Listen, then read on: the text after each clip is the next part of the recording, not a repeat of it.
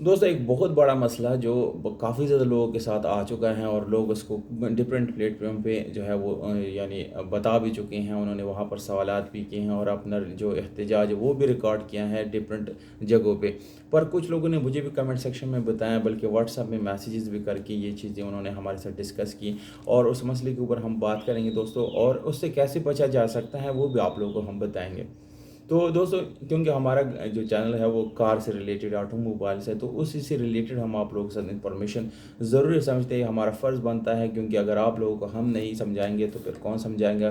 क्योंकि जब आप हमें फॉलो करते हैं, सब्सक्राइब करते हैं, तो हमारी बिल्कुल ज़िम्मेदारी बनती है कि आपको तमाम तर सीक्रेट्स गाड़ी से रिलेटेड, या आप कैसे बड़े नुकसान से बचना है आपने, ये सारी चीज़ें हमने आप लोगों के साथ शेयर करनी है। दोस्तों हम सबसे बड़ी पहले जो है दो तीन मसलों के ऊपर बात करेंगे। सबसे पहले जो मैंने मसला जो ज़्यादातर लोगों के साथ है वो ये है दोस्तों, कि आप जब भी गाड़ी ख़रीदते हैं तो आप क्या करते हैं कि अपने पास कोई एक्सपर्ट नहीं रखते हो। उसका वजह ये होता है कि आप 2-4 हज़ार रुपये आप लोगों को के लिए बच जाते हैं। पर मैं आप लोगों को ये बात ज़रूर बताऊं कि वो 2-4 हज़ार रुपये के बदले आप 10-20 हज़ार रुपये एक्स्ट्रा जाके दे देते हैं। आप 2-4 हज़ार रुपये दे दें, कोई बात नहीं, पर अपने साथ एक्सपर्ट ज़रूर रखें जिसके साथ ये एक्सपीरियंस हो कि वो गाड़ी के डॉक्यूमेंट पहचान सकें, चेक कर सकें कि आया गाड़ी के डॉक्यूमेंट ओरिजिनल है या नहीं है, और वो उसके डॉक्यूमेंट को पढ़ भी सके, ताकि वो टोकन चेक कर सके, ऑनलाइन उसकी वेरिफिकेशन कर सके।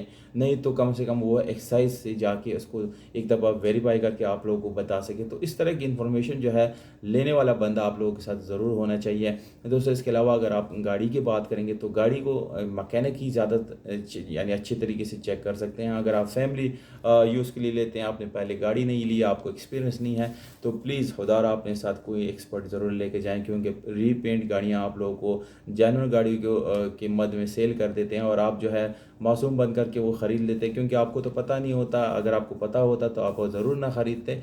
बहरहाल दोस्तों, आप जब भी गाड़ी ख़रीदने जाते हैं तो एक्सपर्ट अपने साथ रखें। दूसरा यानी डॉक्यूमेंट ज़रूर चेक करें, और डॉक्यूमेंट चेक करने वाला भी आदमी एक्सपर्ट होना चाहिए। जबकि गाड़ी की कंडीशन जो चेक करने वाला आदमी है वो भी एक्सपर्ट होना चाहिए, ताकि आपको बता सकें कि गाड़ी कहीं से जो है यानी इसके डॉक्यूमेंट में कोई इशू नहीं है, और ये है कि इसकी जो कंडीशन है वो भी यानी ओरिजिनल है, या अगर कलर हुआ भी है तो उसी हिसाब से उसकी प्राइस लग जाए दोस्तों। तो ये चीज़ें जो है आपने ज़रूर करनी है। दूसरी ये बात आपने यकीनी बनानी है कि आप जब भी गाड़ी ख़रीदने जाते हैं तो आप जो है उससे पहले रब्ता करें उससे, यानी ये चीज़ें क्लियर करें कि भाई मैंने ये गाड़ी ख़रीदनी है और मैं आ रहा हूँ। नहीं के बाद में वो आप लोगों को रास्ते में बोले कि मैंने सेल कर दिया, इस तरह का। दोस्तों इसके ऊपर अभी मैं डिटेल से बात करने वाला हूँ, जो सबसे बड़ा इशू है जिसके बारे में मैं आप लोगों को स्टार्ट से बता रहा था दोस्तों, कि आप जब भी गाड़ी देख लेते हैं ऑनलाइन, यानी फ़ेसबुक पे, फ़ॉकव्हील या ज़वार.com, इस तरह के बड़े बड़े प्लेटफॉर्म जो है वो आजकल काम कर रहे हैं ऑनलाइन सोशल मीडियाज़ के ऊपर। तो उसमें आप किसी के साथ अगर डील करते हैं तो उसमें जो प्रिकॉशन आपने उठाने हैं दोस्तों, आपके साथ फ्रॉड क्या हो सकता है वो आप लोगों को बताता चलो। फ्रॉड ऑनलाइन में आपके साथ ये हो सकता है कि आपको आदमी बुला लेता है, आगे से गाड़ी होती नहीं है, या अगर आप लोगों को बुला भी लेता है तो आप लोगों को रास्ते में ही बोल देते हैं कि कुछ एडवांस दे दे हमें। कुछ एडवांस दे के आप, बाकी हम वैसे भी तो गाड़ी आपने लेकर जानी है, तो गाड़ी की प्राइस में सेटलमेंट कर देंगे, और बाद में जो है डील करके गाड़ी के जो मद है वो ले करके आपको बाकी पैसा जो है माइनस कर देंगे, यानी मतलब एडजस्टमेंट कर लेंगे आपस में। तो तब क्या होता है दोस्तों, एक तो आप होते हैं रास्ते में, अब आप ना पीछे जा सकते हैं, ना आप सोचते हैं कि आगे जाऊंगा तभी मुझे ये फ़ायदा मिल सकता है। यानी यानी उसका मतलब ये है कि आप जाते हैं गाड़ी ख़रीदने, और आपने पक्का माइंड बना लिया है, और अब उसको ये पता चल गया है जिसने आपके साथ ये प्रोडक्ट करनी है दोस्तों, कि ये आदमी ना आगे जा सकता है ना पीछे। अब इससे मैं कितने भी पैसे मांगूंगी ये देने के लिए तैयार होगा दोस्तों। जैसे ही आप उसको ये पैसे दे देते हैं, उसके बाद प्लस नंबर बंद।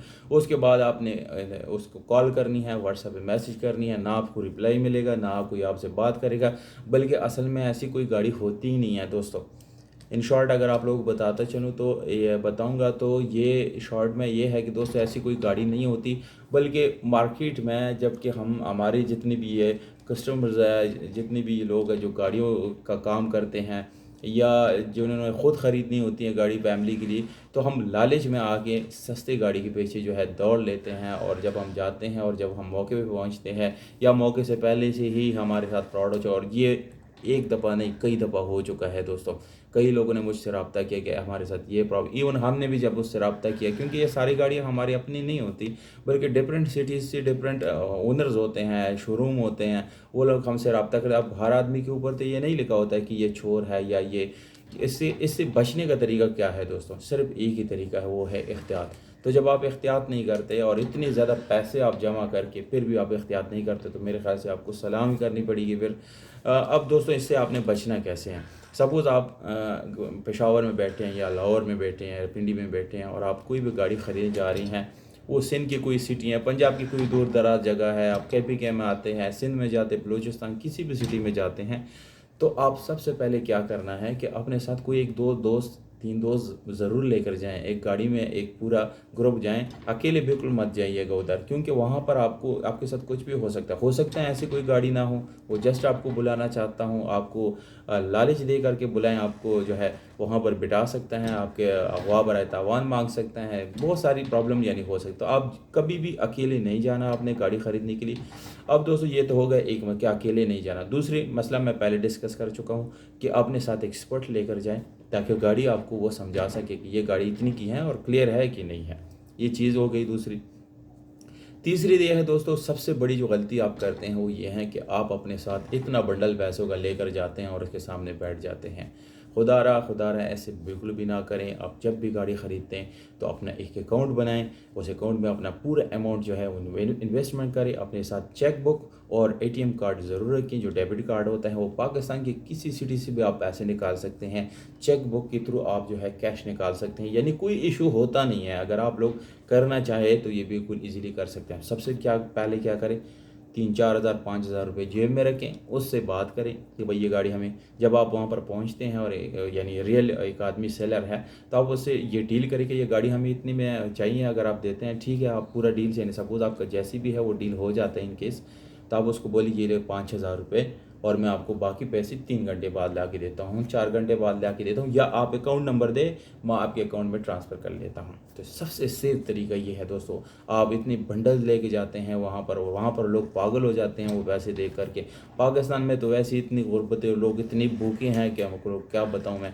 तो आपने इस चीज़ों से बचना है दोस्तों। कभी भी बंडल किसी को ना दिखाएं, वो अपने पास ही रख के बैंक में चेक दे, उसको ATM से पैसे निकाल करके दे, या बहुत ज़्यादा अगर आपने करनी है तो उसको बोले कि मेरे साथ बैंक जाए, वहीं पर आप लोगों को पैसे देता हूँ। या अगर ये भी नहीं कर सकते तो आप जाके अपने उसको बोले कि मैं कल आता हूँ, ये ले 5 हज़ार रुपये, ये मेरे एडवांस हो गया, अगर मैं 2 दिन बाद नहीं आया तो पैसे आपकी हो गई। वो जाहिर सी बात है, गाड़ी जब आप लेते हैं तो पैसे लेकर आएंगे, तो जाके एक आदमी 2 आदमी जाकर पैसे लाएं, उस आदमी को पे करें, उसके बाद गाड़ी ले आएँ। तो कहने का मतलब ये है दोस्तों कि जब आप इतने ज़्यादा पैसे इकट्ठे कर सकते हैं, बड़ी मेहनत की कमाई होती है, इतना आपने खून पसीना बहाया होता है, तो थोड़ी सी और भी एहतियात आपको करनी चाहिए। ये वीडियो बहुत ज़रूरी मैंने समझा, और काफ़ी लोगों के वजह से मैंने ये बनाई, क्योंकि बहुत लोगों के साथ ये प्रॉब्लम हो चुकी हैं। तो मैं नहीं चाहता कि कभी भी आप लोगों के साथ ऐसा कोई इशू हो जो हम आप लोगों को यानी मार्केट में हो और हमें भी पता हो और आप लोगों को हम बता ना सकें। तो आप लोगों को हम ये बताना ज़रूरी समझते हैं दोस्तों। आपने कभी भी ऐसी चीज़ नहीं करनी, बल्कि आपने ख्याल रखना है इन चीज़ों का, अपने पैसों का और अपने सामान का ख्याल रखना है आपने। तो वीडियो अगर आपको इन्फॉर्मेटिव लगी, आपको थोड़ी सी भी इन्फॉर्मेशन लगी है, तो लाइक करें। हमें कोई सजेशन देना चाहते हैं तो कमेंट सेक्शन में बताएं हमें कि भाई आप अगली वीडियो ये चीज़ पे बनाएं या इस टॉपिक पे बनाएं। तो हम इंशाल्लाह ज़रूर कोशिश करेंगे। हमें दीजिएगा इजाज़त, अपना बहुत सारा ख्याल रखिएगा। वस्सलाम।